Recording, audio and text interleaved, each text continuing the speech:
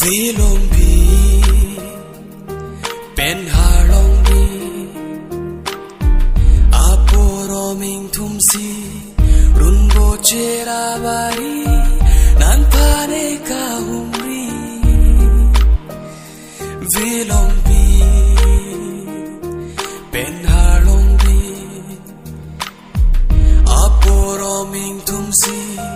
run bo chera bari nan pane ka humri long lo kang hom son suri thir thi ba kang hon si chilo pone nang rindi manchi ni he mari pi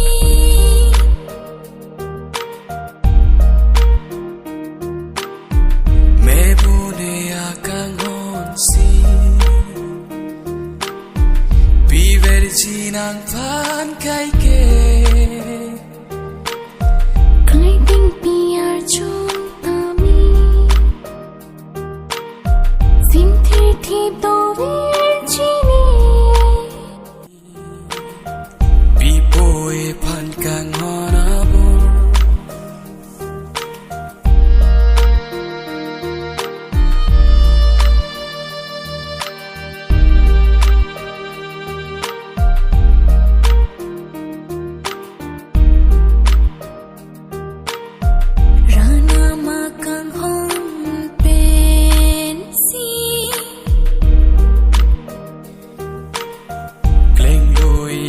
Chudang ipurong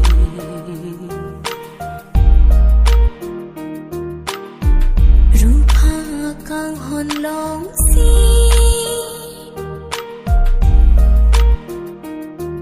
ba cholong do adamaron jing hom virgine kai ke lari jete do tikke sai do anta klem jine lam chak pilo nan thare jing hom virgine kai ke lari jete do tikke sai do anta klem jine lam chak nan pilo nan thare kang hon la nang lam chak si da pilong lo pini nang penche pa cholong ke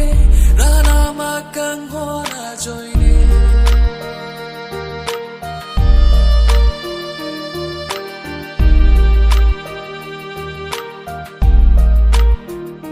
sim hon tu hong ni nim so pen chi o chin kong son